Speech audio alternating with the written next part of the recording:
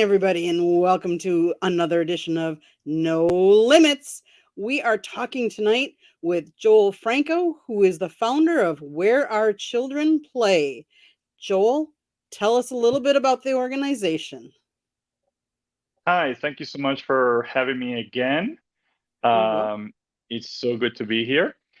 Well, Where Our Children Play is a nonprofit organization that is here to work with kids in a variety of ways.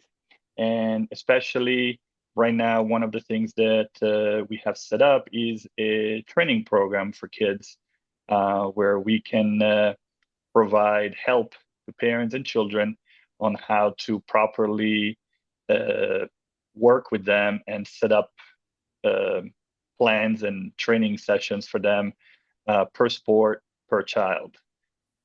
We are connected. One of the things that we're doing is our documentary film, also called Where Our Children Play, which is based on us believing that we need to bring the focus back to kids in this crazy youth sports insane world. Because if we don't do it for the kids, who are we doing it for? That's right. That's right. So, tell us a little bit about is your program an internet program? Is it based in a certain city or Mhm. Well, the beauty of our program is that uh, at the moment it is uh, a virtual program where we have my partner in crime, Shalane Miller, who is our expert in chief, um, where she would meet with children, whether it's in person, because we can do it in person too, or virtually. And she would do an assessment of every child so that the plan can fit that particular child. Because there's nothing worse than having, spending a fortune for programs like you can find at most gyms or most other facilities in around the country and the world. Um, and it's like a one size fits all because every person needs a different plan. So let alone every kid, they come from different backgrounds. They have done or not done sports before. They have done multiple sports or just one sport. So there's a lot that goes into this. So she does an assessment of the child to see where they're at physically. And then the beauty of it is that it's organic after that because she doesn't just tell the kids, hey, have a banana or do 10 push-ups. He literally goes into details like what do you like, what you don't like, what kind of schedule do you have, how many practices a week do you do, how many games a week do you have, what is your school hour, what are your school hours? Because all of those things, believe it or not, have a huge impact on a child's mental facility and capability to do whatever it is that they want to do sports related. Because we seem to forget that kids are kids Mhm. and they have to still go to school. They still have to get some sleep. They still have to do their homework. And all of a sudden, we're adding 20, 30 extra hours for sports. That's borderline insanity. But what we try to do with our program is for Shalane to really get to know the kids so that she can work around them. So then for the kids, it doesn't become torture. Oh, one more thing we have to do. It becomes, ooh, I like this because Shalane is listening to us. Because, ooh, I can tell her, look, I can't do it today. Can I do it tomorrow? And that's where it becomes organic because we adapt to the kid. So Mhm. then the kid doesn't feel, oh my God, today's Tuesday and I have to do 2 hours of whatever. It becomes part of their lives organically. And then as we go, we find the perfect spot, the soft spot. This is the schedule that it's going to be. But the beauty of it is that we work with the child. So the child tells us what they need and what they Okay. can and cannot do. Like, for example, say a child is so crazy busy that they can only do half an hour per session or half an hour thing. So she plans a session that would only be half an hour. So because half an hour is better than zero. Mhm. So we're able to say, okay, so this particular child for the next couple of months can only give 2 or 3 times a week, half an hour. So now she sets up a schedule for them, a plan that fits that half an hour schedule. Mm-hmm. And the beauty of it all is it can be done at home. You don't have to go to a gym. Now it's always you can, it's not a problem, but you don't have to. And so that makes it so much more relaxed for the kids, so much more like, oh, I can do this. Oh, I can do this while I watch TV, oh, I can do this while I take a break from homework. And we also try to explain to them the why. To me, that's one of the things that has driven me crazy, as a coach, when I talk to other coaches or hear from parents, that they never understand. Parents don't know why their kids are doing certain things. And coaches, oh, I don't have to explain myself. I can do whatever I want. I say it, they do it. Well, no. Kids, just like adult athletes too, it's no different. Just like when we are at work, if our boss tells us, hey, do this because, and it gives you a reason, we function a lot better. We go, okay, no problem. That sounds good. That makes sense. Or it doesn't make sense. Let me ask you some questions. And that's what we want to do for the kids. We want the kids to be able to say, hey, why am I doing a push-up? Why am I doing a squat? Why am I eating whatever? Because so and so, because you need energy, because you need certain type of fats, because whatever it is, because you're allergic to other things, so we need to compensate, whatever the reasons are. But now they understand it. Mm-hmm. They may still not like broccolis, but they understand why they have to eat them. So and that's important too, because like, oh, okay, well, they stink, but it's gonna make me a better player, it's gonna make me a better athlete. Okay, let's suck it up and take it. Mm-hmm. So what age groups are you primarily focusing on? I mean, is it real young kids or is it high school, college, adults even? Yes, adults even. Um, Primarily right now we're focusing on like 10 to 18, Okay. because before 10 years old, the most important thing for a child is to just go out and play. Go out to the park, go out to the yard, just do some monkey Mm-hmm. bars, do some crazy jumps like we used to do as kids. Just play, do Mm-hmm. whatever, shoot hoops, play soccer, do whatever. Right. After 10, you can start seeing that, okay, now we need to focus a little bit. Mm-hmm. So that helps a lot. Um, and because even our movie focuses on high school and below, right now we're focusing on that middle school or just pre-middle school, middle school, and high school. But the idea works for adults too. It's the same. There's no difference. It would just be at a different level, of course, because an adult can do more things or different things. But yeah. Is there any particular sports that you guys work with or that you see come to you more frequently than some of the other sports? Right now, soccer. It's been soccer, soccer, soccer. But that does not mean that we only focused on soccer. It's just what we've been Mm-hmm. getting a lot of. We focus on any sport.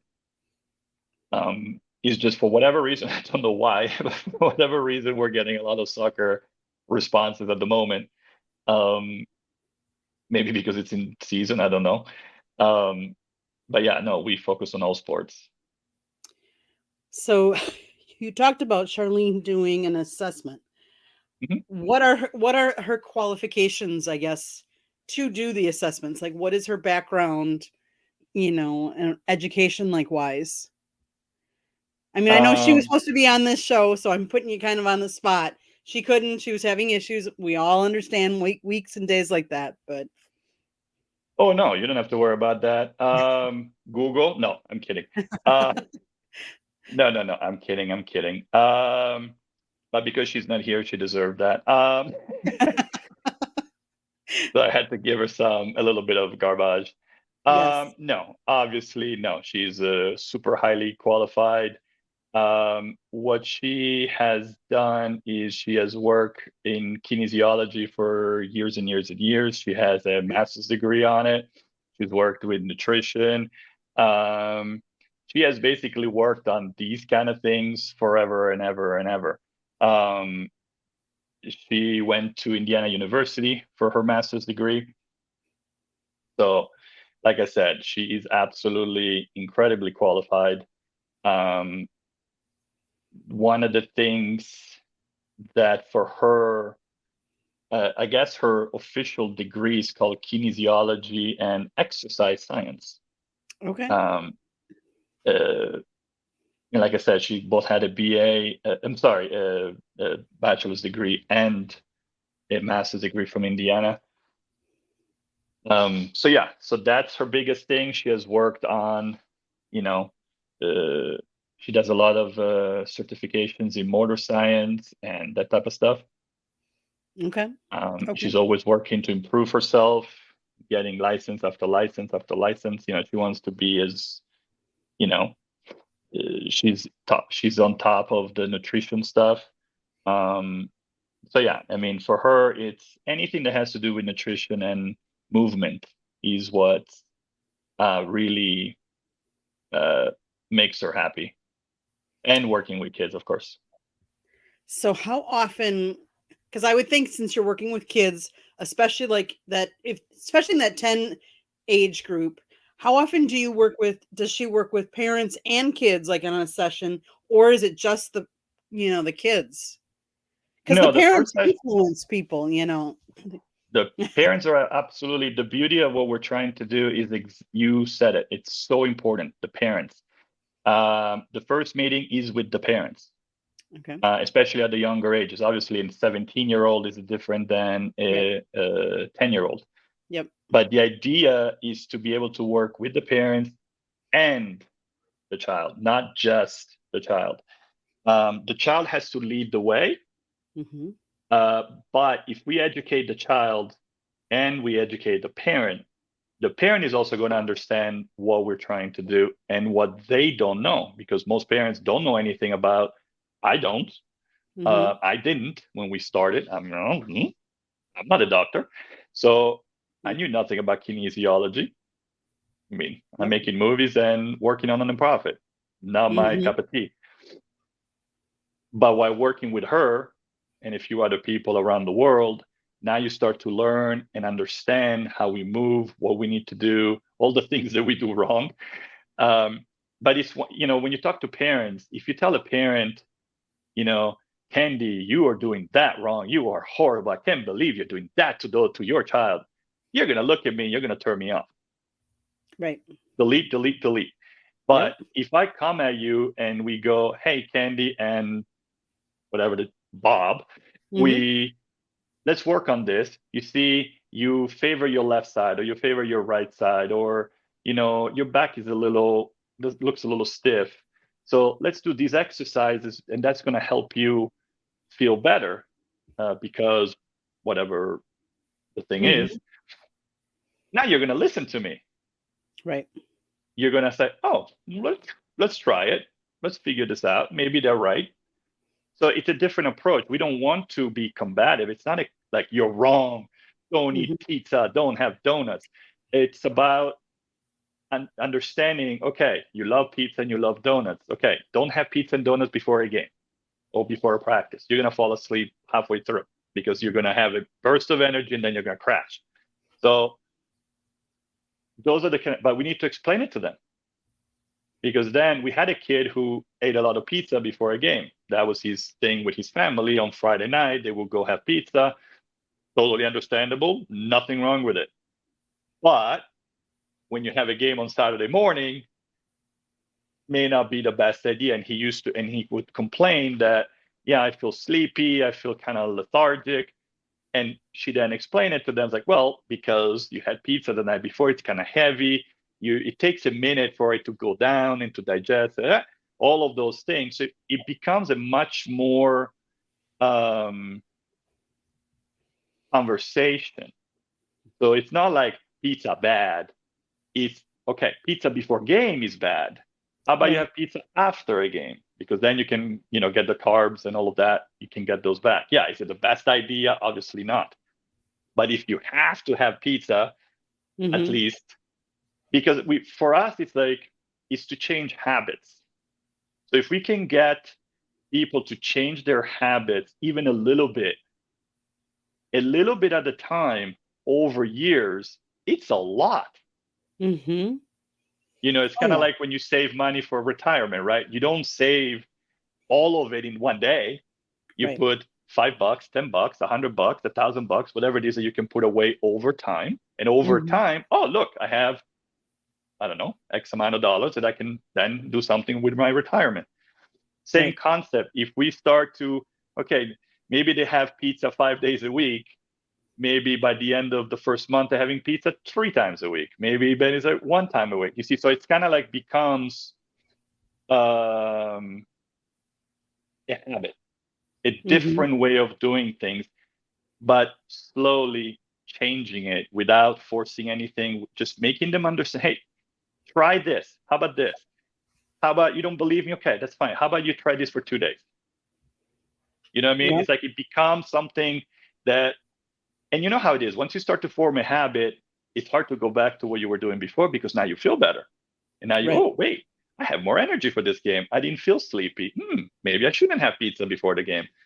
So, and I know Shalane will laugh at me because I always use the pizza or the banana example, but I mean, because that's really what it comes, like coaches always say, oh, have a banana before a game, but they don't explain why. Right. Right. Exactly. Exactly. So how long has Where Our Children Play been in existence? We've been in existence for almost a year. Actually, in July will Okay. be a year. So it's kind of Okay. exciting. I can't believe it's already Yeah. been a year. It's really exciting. And I'm actually going to go to Italy in a couple of weeks, and we're trying to open an office in Italy. So it's going to be really in Europe. So it's going to be really exciting to start working with other kids outside of the United States too. So I'm really, really excited for that. So we've done a lot in a year. It's been kind of a nutty, very nutty time. I'm sure. Um, but Any new business is like that, though. Starting it something is. new. Mm-hmm. We're starting something new, and it's not just something new, but it's something that goes against the grain. It's something that goes against people's philosophies, and because we charge so little, that people almost feel like, oh, that can't be. And because the way we work is Shalane checks up on the kids every week, every couple of weeks, to see, okay, are the exercises too hard? How's your eating? How's your schedule? Um, have you noticed a difference with your period if you're a girl? Because we don't realize how much that affects, or not just performance, which, okay, that's important, but not the end all be all, but Mm-hmm. the person. Um, if they broke up with a boyfriend or a girlfriend, if they had a fight with mom and dad, all those things make a difference in a child's performance on the field and off the field. And we have to pay attention to those things. And I hate when coaches tell me, oh, I only coach the field. Who cares about the other stuff? It's like, no, especially it's true with adults. How can it Mm-hmm. not be true with young kids? It's even more so because an adult can drive away. An adult can do something on their own. A 12-year-old can't. Right. So you need to have someone that listens to them, Mm-hmm. makes them feel heard on a different level, not just, like I said, do push-ups or do whatever. It's more than that. It's the whole person so that we can be there for them in a way that they won't talk to their parents, because we all know that the way you talk to coaches, it's not the same way you talk to a parent. And Right. sometimes, or a teacher, is the same thing. A lot of times kids will tell you stuff that they won't tell their parents, right? And Most of the time, Joel, I have to say though, in that instance, my dad was a teacher, so I was kind of had the double-edged sword. He was both. then you were totally like, oh man, you were Yep. toast. Yes. But it's like fascinating to me, the stuff, because I coach, I teach, and the Hmm. stuff that kids will tell you, Right. and you go, whoa, they won't Hmm. tell their parents. Yep. And then you have to work that fine balance, right? Of, okay, I need to tell the parents because obviously this cannot, whatever it is, like, you know, but Hmm. the fact that kids trust you and trust us becomes huge because the more they trust you and the more they listen to you, the more you can help. Right. And the more you can bring that relationship with the parents and the child together, because if the child and the parent don't work together, you can spend $1 million and nothing will change, nothing will ever happen. You gotta bring those two together. And then eventually, of course, they're coaches. Well, and I would think like almost the whole family, because if there's other brothers and sisters, they need to have the same influence because they have, let's face it, if it's a younger kid and they have an older sibling, they're going to look up to the older sibling. So the older sibling has to be on the same page or they're going to revert back to old habits. You have to have the And buy-in from the family.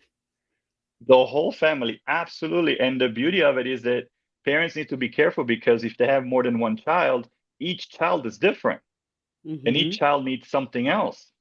One Right. child they need a little more strength, a little more aggressive. Hey, do this. Some kids like that, like a Mhm. schedule. Like you need, Yep. okay, from 6 to 7, from 7 to 8, whatever it is. Some kids like to be leave me alone. Mhm. Some kids is in between. So so parents also need to understand that each child is different. Yes, that's why I find what you guys are doing is very interesting because you guys tailor it to the kid, which is great. That's awesome. And that's the So, hard part.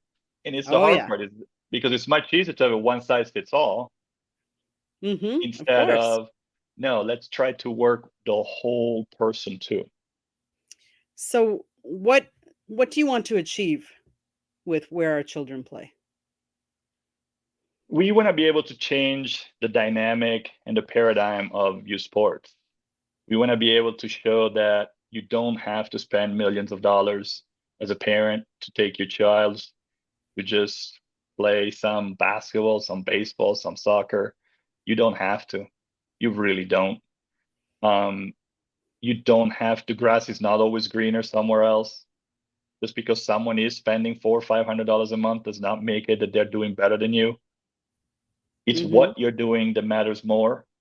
And I think that we need to not just empower the kids, because our goal is to obviously, number one, empower the kids. We need to Mhm. listen to kids. We need to be there for the kids.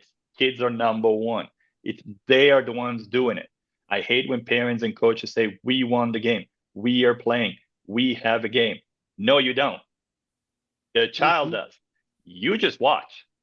Right. As a coach, you coach. But as Mhm. a parent, you just sit there and that's it. You do nothing. So Mhm. I hate it when parents do that. Of course, I catch myself because I mean it as in we as a family have to take Right. you to a game.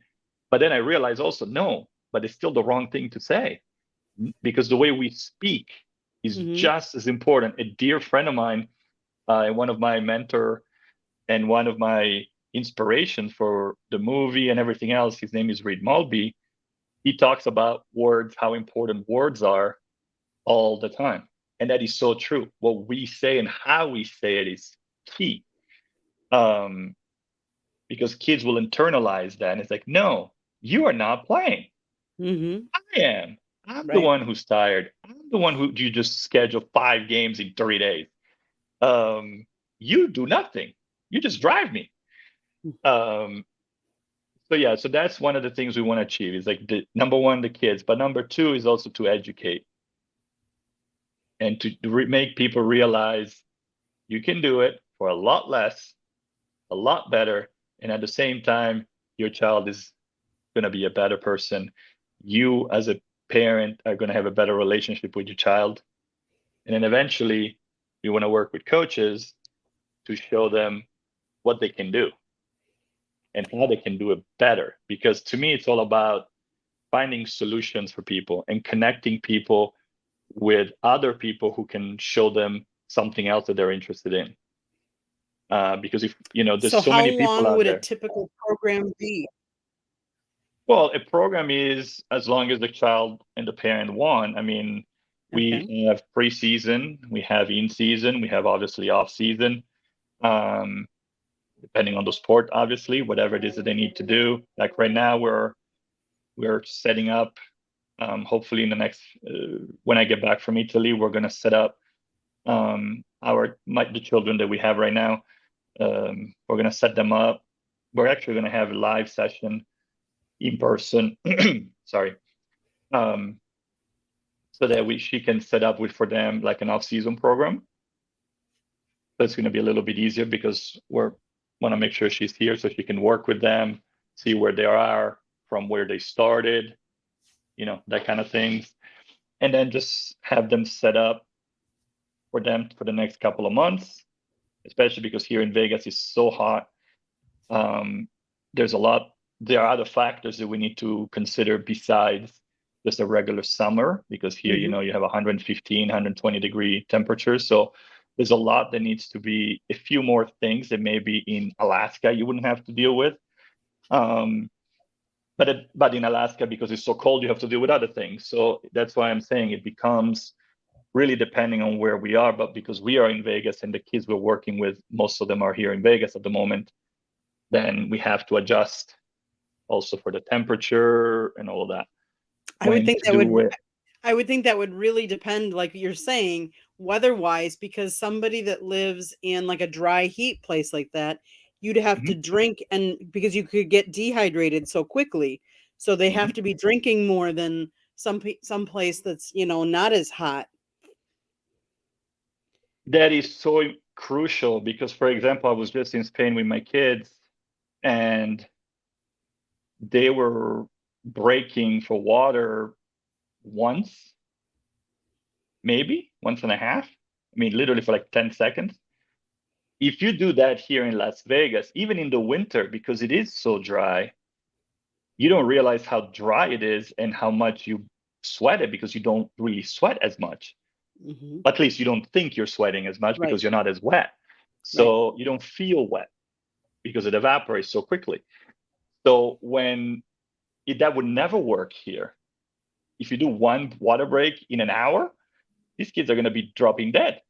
Hmm. But you see like the difference, like, okay, they can do it there because it's a nice and 75 degrees. It's beautiful, nice little breeze. No problem. Hmm. Here, you do that and you're going to pick up kids. You're going to have to pick them up and take them to the ER because you can't do that when it's 100 degrees outside. They're going to drop dead. So that's what I mean. You have to adjust. Right, right. So you touched or briefly that you're creating a movie. Hmm. Tell us a little bit Yeah. about it. Yeah, that's like our pride and joy. It's like we've been working so hard on it, and it's been an incredible journey. Um, One of the things that, it's funny talking about adjustments and how we were talking about saying we before. It's like one of the things that when we started editing the movie, we started making the same mistakes that everybody else does. Because even though we were talking about we want to make sure it's a kid's perspective, it's a kid's perspective, it's a kid's movie, when we started to edit it, we put the adults first automatically without even thinking, right? And I Hmm. was like, once we saw a couple of versions, I'm like, what are we doing? But, Hmm. because we have to change too. It's Yes. so ingrained in us of how it's supposed to be that even we were made the mistake to put the adults first. And then we're like, oh my God, that is so wrong. And then, of course, we changed it. And now it's so much better because now it is from the kid's perspective, much, Mm. much, much more so than it was before.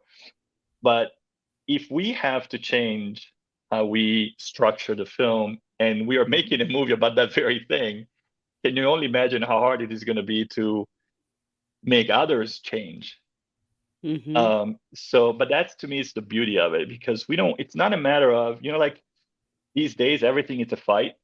Mhm. You know, if you say to somebody, or somebody says you need to drink water, people say, blah, blah, blah, you're woke, you're this, you're that. And I'm like, oh my God, it's just water. um, I mean, everything becomes like this fight, and it's like, no, it's not a fight. We just want to talk to you. We just want to Right. show you. We just want to make you understand that there Hmm. is a different way to do things that is better for your child. It's not the only way. That's the thing Right. that we want to focus on. It's not the only way. It's Hmm. one of the many different things that you can do. Putting kids to do 50 million hours of exercises in a week, it's insanity. These kids are exhausted. My own child who loves soccer, he plays soccer morning, noon, and night. He watches soccer morning, noon, and night. He had, not by choice, but he had 5 games last week because he had playoffs for his school, and they played every day. And Just a lot. whoever came up with that schedule is a complete idiot, but whatever. Hmm. Uh, so he had, because they won, they played 3 days straight. And then on the weekend, he had 2 games for his regular club. That's 5 games. And I was like, oh my God, this is nuts. But That's what am I almost going the to do? same as any professional sport player. Yeah, Hmm. and he's 13. And what am I going to do? Tell him not to play in the final for his school team and that he's been dying to play? Of course not. Right. Right. So, but you see, as a parent, you have to like, uh-oh, that's nuts. And I knew it was nuts. In fact, the rest of the week, off. He hasn't Hmm. done a thing the rest of the week, this week, because no way. I mean, on Saturday night, he went to bed. It was like 7 o'clock, and he slept for 3 days. He Hmm. was so burnt out that he had nothing. Like I had to keep him home from school because he was starting having sore throats and he couldn't wake up. He wouldn't even eat between the heat, the too many games. And I knew that. I knew he was going to burn out. But Right. like I said, I tried to tell him that, no, I have to play. Okay. And what are you going to do? Not let him play in the final of his tournament that he's been with his friends and his teammates? Of course, you can't do that.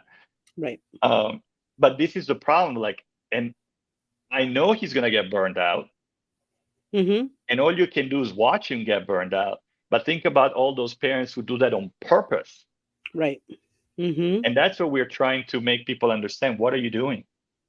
You're going to burn your child at 12. Yep. Yep. Why? For what? I mean, like I said, this was an extraordinary event that he had to do. That he had to find, this one Hmm. week tournament, whatever, for his school, middle school. But I would never, I don't even let him play 2 games in a weekend usually, unless it's a tournament and then you don't really have a choice. Hmm. Um, because he wants to play with his friends. And so I'm like, Of course. okay.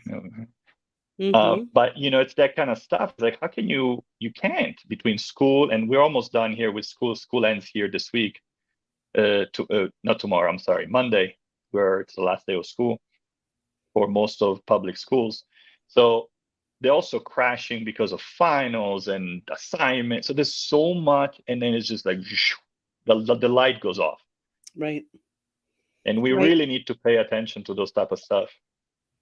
And I think as kids, they think they're indestructible and they can just keep going and going and going. And they don't know how to listen to their body. And I would say most adults don't know how to listen to their body until they're past the point of it needing regeneration and, rest.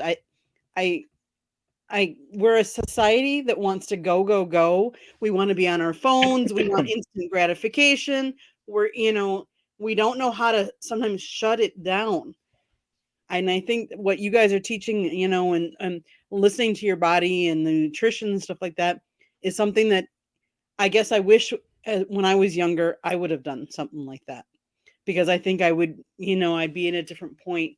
Not that I'm saying I regret anything, let's face it, but you know, learning things as an adult is harder than if you would have learned them when we were younger.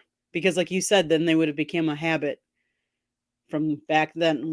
It's as an adult, it's really hard to change. It is, and it's hard to accept change. Mm-hmm. uh, because changing may still be easy, but accepting it, to say, oh, I was doing something wrong, because for whatever reason, we are stuck with this ego garbage. And don't get me wrong, I make the mistakes too. I wish I could say I'm perfect. I'm not. And I'm sure Shalane does the same thing. Um, but yeah, we have to. We have to accept that there are better ways to do things. We have to accept that our way is not the only way. And there's no reason to burn yourself out, even as an adult. I mean, how many times do we go to bed at midnight and our brain won't shut off because we are so, oh, I have to check that my phone beeps. Who Yep. was it? I have to watch. Oh, I got an email. No, you don't. Who's going to be at Right. midnight? Nobody's Right. paying attention to their phones at midnight. So why are you listening? Just turn it off. That's why so many times I just put my phone to charge and I don't touch it.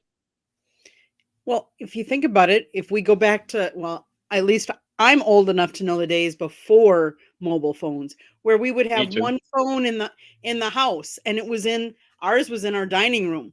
So like Mhm. if you want to listen, if you wanted to go talk to anybody, it was never private because anybody in the house could be there.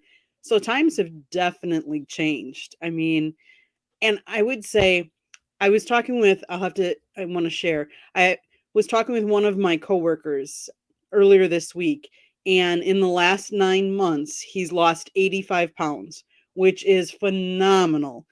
And part of it he was saying is he did not realize because he's a year ago he switched to a different role, and he didn't realize how much stress he had and that he was eating because he was stressed.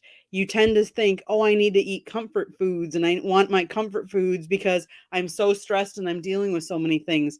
And that's one of the releases that us as adults use. But if we would learn from as kids how to better deal with stress and deal with nutrition and stuff like that, and not use food as necessarily that same comfort go to, how much healthier we would be as a society. Or at least know how to deal with your stress so that you don't get so stressed out. So then, yeah, Mhm. you can have your ice cream or your pizza or whatever, the piece of candy, but you don't have that much of it. Right. You don't Right. need it, but you can just really enjoy it. Oh, I want to have some ice cream today. Yes. Because how many people have that comfort food but don't really enjoy it because it's no longer comforting? It's just a Hmm. habit. Yep. So even though they say this is my comfort food, it really isn't anymore. Mm-mm. It doesn't even taste nice anymore because you're so stressed out.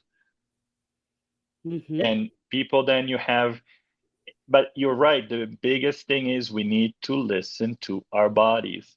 My son the other day told me something because I told him, I don't know what, he finished the game Saturday and he was dead. And I told him, it's like, you said that you were gonna play the other game, and he half walked the second game, but still it's tiring because you have to pay attention. And he said to me, he's like, can't I just be tired? And I said, I didn't say anything about you not being tired. I Instead of being cranky, why don't you just tell me you're tired? Right. But even as a parent, think about the difference that can make in a relationship with a parent and a child. Hmm. That if you tell your child, it's okay to tell me you're tired, it's okay to tell me you don't feel like playing or whatever. Hmm. And my own kids know they can tell me, and he still felt that no, I can't tell him anything. I said, tell me. How am I supposed to know you're tired? Right. Right. Now I Yep. can't because you know how it is. If the parent said, "Oh, you're tired, don't play," I want to play. I want to play. You don't love me, like like Right. teenagers. But Hmm. if you open up to your child and you say, "Are you okay to play? Are you tired?" Because for whatever reason, as parents, we think like you said earlier, our child. It's not just the child who thinks they're indestructible; it's the parents who think the child is indestructible. Yep. Of a child who gets um, panic attacks and she's 12. Hmm. That should not be happening. And I don't mean once in a while, because that Hmm. happens to all of us. We all have panic attacks once in a while. Right. But we're talking about a 12-year-old who gets regular panic attacks because of too much sport. That should not happen. No. And that drives me crazy because it's like this poor child, you're destroying that child. Hmm. The child will not be happy in a year or two once they really can speak up, Right. because she's still in that 12-year-old range. Oh, mommy's the best, daddy's the best. Wait till they're 13 or 14 and then say, mommy, you suck, daddy, you suck, I'll do whatever I want. Well, I don't want to get to that point with my children, so I do my best. And like I said, I wish I was batting 1,000. I don't either. But then I catch myself and go, oh crap, I should not have said that. Oh crap, I'm sorry. My reset. Can we, Mhm. just like my son told me the other day, can't I just be tired? And I hadn't even said anything. Mhm. I was like, of course you can. Nobody's Good for forcing him. you. Good for him. Absolutely. Mhm. Absolutely good for him. But we want that for every child. Right. Yep. They don't be afraid of speaking out because your parents are not going to eat you. Mm. Yes, unfortunately, we all know there's some parents who Push too hard. hopeless. They push way too hard. Mhm. Borderline abusive. Mhm. Obviously, those parents we hope to reach. I don't know. We do our best. Right. But I mean, I know plenty of parents who told me that I'm nuts, that I'm ridiculous, I'm woke. I'm like, I hate when people just like, no, has nothing to do with that. Nothing to do with that. It has to do with you as a parent working with your child, Right. not against your child, Right. with your child. And that's the key. You gotta work together. Exactly. Well, and you're still the authority figure, but that doesn't mean that your kids don't have emotions and feelings and want to talk about those things. And if you push back on your kids, they're not going to feel that they can be open with you. And if they can't be open with you, if they're tired, what else are they not going to be open with you about? Thank you. Exactly. And that's so important because we can't put your child cannot be the basketball player, the football player, the swim player, the whatever player, because what happens when they stop? And Mm-hmm. whether you stop at 12 or you stop at 40, you will stop. Right. No one plays forever. Mm-hmm. So you cannot put that label on your child because that child doesn't know who they are except a soccer player or a volleyball player, a tennis player. And Right. when they stop, the drop is monumental. And these Mhm. kids struggle like crazy once they stop playing for whatever the reason, whether it's an injury or just they don't feel like playing anymore. And now who are they? Mm-hmm. Oh, mom and daddy's not gonna love me because I don't play anymore. Mom and daddy are gonna hate me. Mom and daddy, blah blah blah blah blah. And this is when horrible things happen. Well, and I'm going to tie it back to recently. Many people know that the Milwaukee Bucks exited out of the Mhm, finals. They were the number one seed and they lost in the first round of the playoffs. And a mhm, reporter talked to Giannis Antetokounmpo, who is mhm.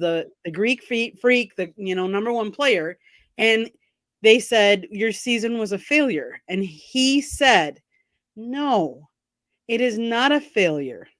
And I loved how he said that and how he said, you learn from all your experiences. And just because you lose doesn't mean you don't learn or that you're a failure. And I think as a society, we think that you have to be number one. And if you're not number one, you're a failure. And that's not true. There are so many people that can't be number one. It's There's only okay. one. Exactly. Exactly. So I mean, I really give him a lot of credit because I thought that was very good of him as a spokesperson because a lot of people look up to him, a lot of kids will look up to him for him to come out and right that wrong that the media persona had talked about. I really liked that because I thought that was a good message. It's I okay to not loved be it. number one. I loved it because we seem to forget one key thing. You gotta learn to win. You can't just win. Right. And you gotta lose before you win. So, Mhm. okay, so this season they got kicked out in the first round in whatever many 5, 6 games, whatever it was. Mhm. Okay, so next year maybe they'll win it again. You can't Right. win every year. Nobody Nope. does. I mean, if not, I mean, everybody would win. It doesn't work like that. Right. But, I remember, but that's also something that we no longer teach. I remember when the Wayne Gretzky's or the Jordans, the Magics, the Larry Birds, all the greats, Mhm. they used to always say we had to learn, we had to lose before we could win. Mm-hmm. Because if you don't know what you're doing wrong and the level that you have to get to, how are you ever gonna win? You don't. Right. Because there's always, and I say this all the time, and I know of course I'm not the only one who says this, but there's always somebody better, somebody faster, somebody stronger, somebody Mm-hmm. who knows more than you. Always, no matter what. And it's up to us, whether it's a team sport or an individual sport, to learn how high you have to go. And some days you just don't have it. And that's the Mm-hmm. thing I find that people don't realize. Sometimes you just don't have it. And I even tell my kids that. My son asks me, or my daughter says, how did I play? And we had this pact that now they don't want me to lie. I mean, of course, I never lied to them, but they tell me, don't BS me. Mm-hmm. Just tell me what I did wrong. Like, okay, you asked, I will tell you. But sometimes they get mad at me because they say, well, I had a horrible day. I said, no, it's just one of those days. Today you just didn't have it. Mm-hmm. You could have played out of 3 hours and nothing would have happened. You could not have, if you were the only person on the field, you would not have scored. It's just one of those days that nothing goes right. It's just you Right. don't have it. Yep. Well, Giannis and his Milwaukee Bucks in that game, whatever it was, I think it was 5 or 6, Mm-hmm. they just didn't have it. It just, Nope. nothing was going right. They just couldn't get there. Mm-hmm. Well, if we consider that failing, what are we doing to kids? Because only one team wins. Right. Right. And you gotta say, okay, I didn't have it today. Instead of focusing on why didn't I have it, what happened, how can I get better? Now we focus on we suck, we messed up, we are horrible, we losers. And so it's all negative. Right. And I completely agree with you. I love that he said that because it's like, okay, yes, it's important to be number one in a Mm-hmm. competition because you want to Right. compete Right. and you want to be better than someone else. But you know what? If you beat me, okay, now I'm going to come back at you a little bit harder. And if you Yep. beat me again, okay, I got to get even harder. Right. But how do I learn that if you don't beat me? Mm-hmm. Exactly. If it came so easy, you wouldn't think you achieved something great as well. That's the thing, because also think about all those kids who parents put them in easy situation or they play them down so they can feel good about themselves and win games. Yeah, okay. But then what happens when you play somebody who's just as good as you? And now you get Mm-hmm. slapped. And all of a sudden you go, oh my God, I'm horrible, I'm the worst. Mm-hmm. That's also really bad too. Right. Right. Because you're falling from way higher instead of Mm-hmm. if you let the kids build step Mm-hmm. by step by step. Okay, you get killed. Now you just lose. Now Mm-hmm. you 50-50. You win some, you lose some. And now you're starting to win. Well, that's development. Yes. And that's the healthy way to look at it because it should never be about winning and losing at a 12-year-old. Right. It Right. should be about getting better Yes. so that by the time you get to college, for many American sports, for example, or obviously the professionals, Mm-hmm. you are at a certain level. But even then, how many Jordans are there? One, Right. two. You know what I mean? There's not Mm-hmm. like 15. There's one or Right. two. Yep. How many, whatever, how many Tom Brady's are out there? One. Mm-hmm. So Mhm. we can't all be Tom Brady. Right. There's all the other 300-400 players. We can be them and still make an incredible career and play for 10 years in the pros or wherever. Mm-hmm. So does that mean that if you play in the NFL and you're not Tom Brady, you are a failure? Mm-hmm. Right. There's only one Super Bowl winner, right? So, Yep. and if Tom Brady doesn't win the Super Bowl, does that make Tom Brady a failure? Obviously Right. not. Mm-hmm. So yeah, I completely agree. I love what Yanni said, and I wish more players would say it. Yes, I agree. I agree. So let's go back to, so you when you coach kids, you coach them, you were saying on movement and on nutrition. Is there anything else that you coach them with, or? Yeah, we work on their mental stuff too. Okay. We right now in the small doses, but because we're looking for someone that can complement Shalane in the mental health department. Because if not, it's too much for her. So we want to make sure that but it's so hard to find someone that we trust, that has the same ideals than we do. Because like I said, we're here for the kids, not for us. So we're trying to find someone who's open to that kind of thing. Someone who wants to listen, somebody who is willing to talk to the kids. And not just in a, you pay me for an hour, let's work, because a lot of times kids need more than that. I see that as a coach, I see that as a teacher. And so we need that. We need someone that can, yes, help them on a very, very serious level, but also they can be there to just listen to them. Because like all human beings, we just want to be heard. And sometimes you just want to vent for 10 minutes. You know, that happens between husbands and wives, that happens between moms and daughters and sons and dads and whatever, and boyfriend, girlfriends. And that happens between coaches and athletes too, and parents.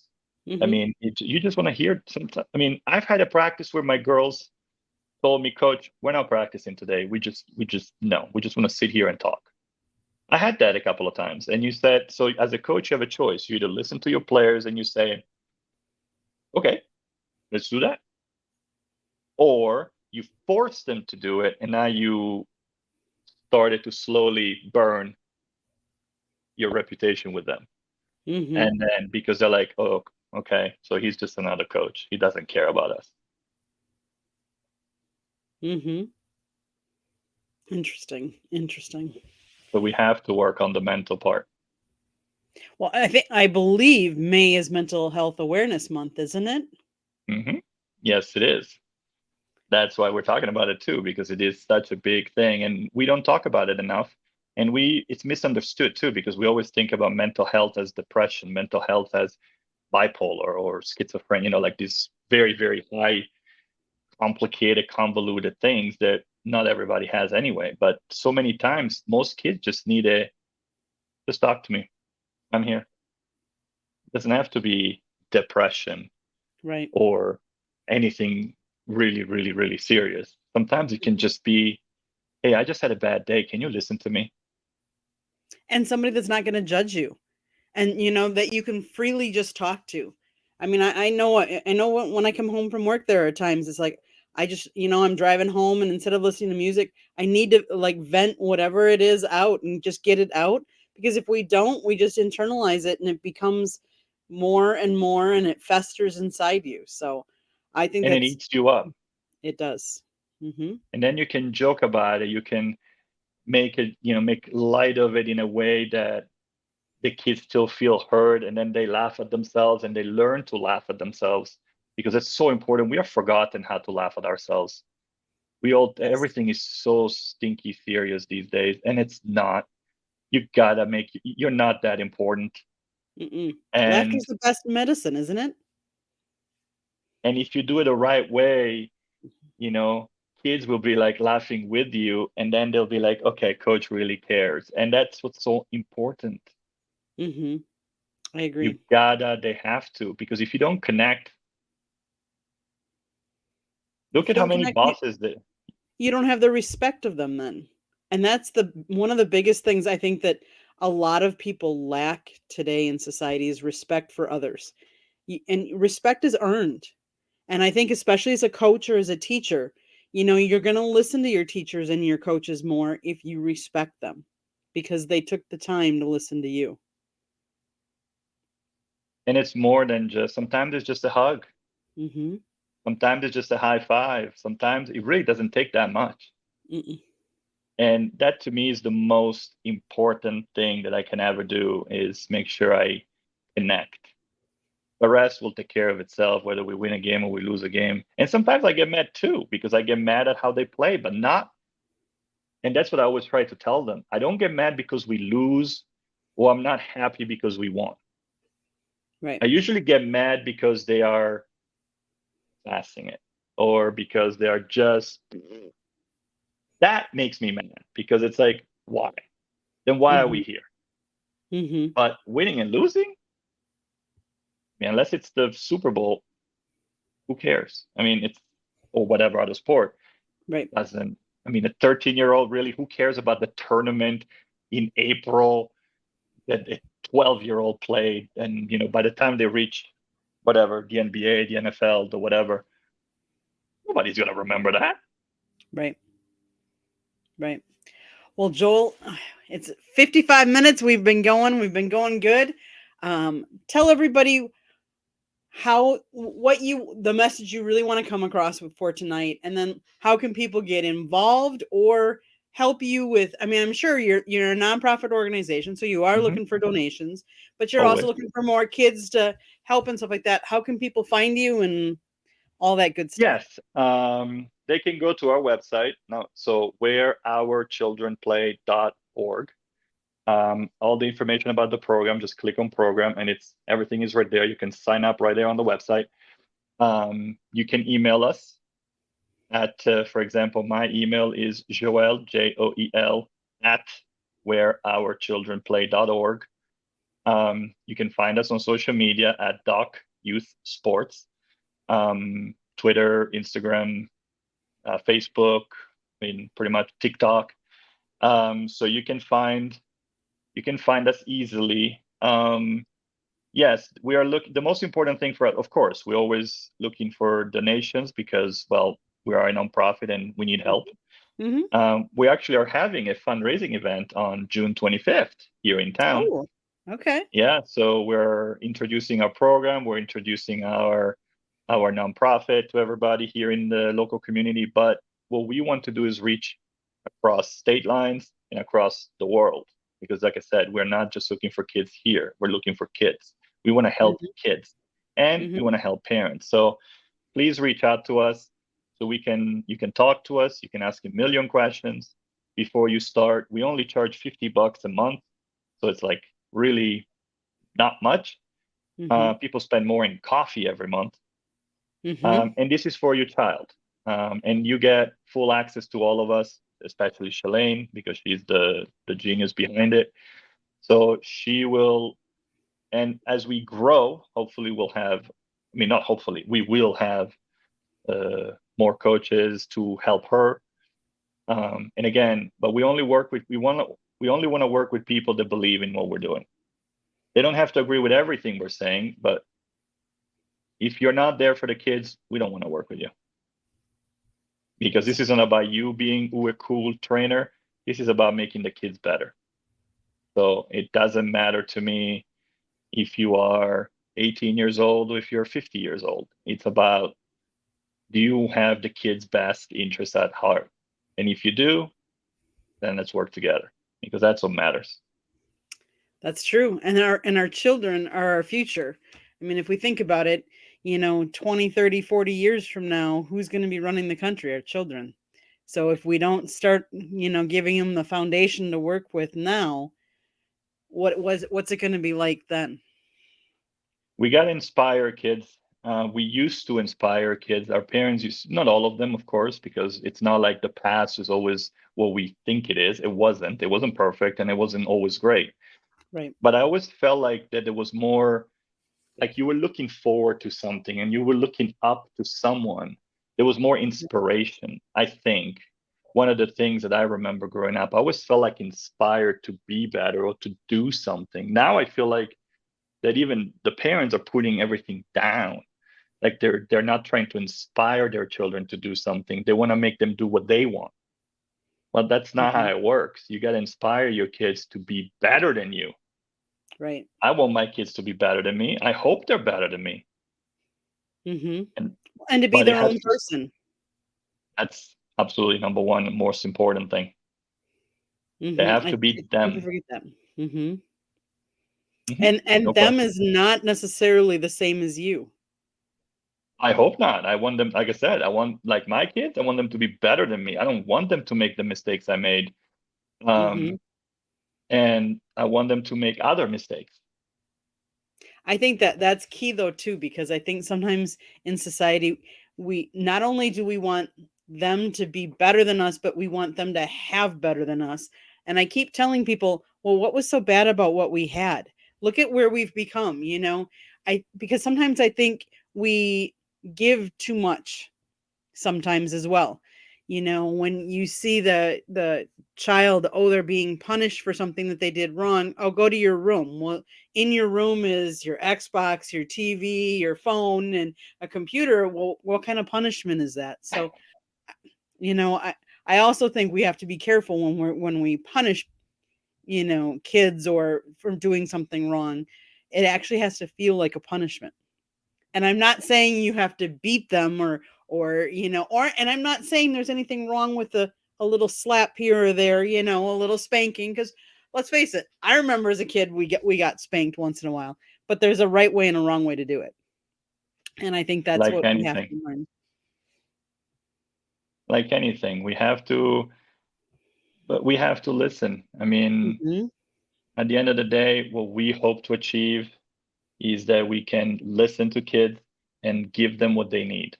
And if we do that, we've accomplished what we wanted. Well, and sometimes what they need is discipline, and is not just always being a friend, because there is a difference with a parent. You can be a friend, but you also have to be a parent. And I think that's a fine line that sometimes people don't realize or remember.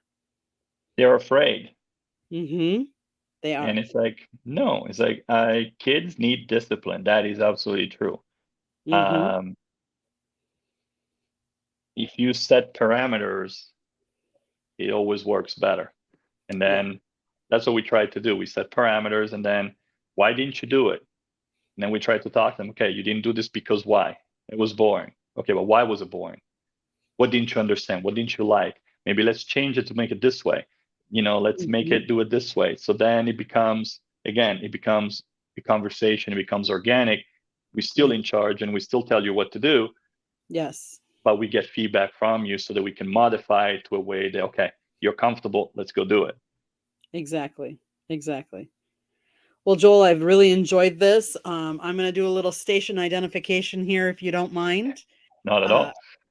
Our audio version of our show can be heard on iHeartRadio, Apple, Spotify, Google, or wherever you get your podcasts. Please hit in that lower right-hand corner. You're going to see a red subscribe button. That's to subscribe to the South Florida Tribune's YouTube channel. We're striving for 1,000 subscribers. Please also comment, share our broadcast. If you want to be a guest, you can send topic ideas to southfloridatribune@gmail.com. If you want to advertise cost efficiently, call Scott at 954-304-4941. We are live on Facebook, LinkedIn, Twitter, and YouTube. Joel, this has been an absolute pleasure. Let everybody know anything else you want to leave everybody on. What thought would you like to leave everybody on? Come check us out. Please reach out to us. Any questions, we're always here for you guys. Just reach out. And what was the name of the website again? whereourchildrenplay.org. Sounds good. Well, thank you, Joel. It's been a pleasure. Until the next time, because there will be a next time, I'm sure. Thank you for having us. Thank you.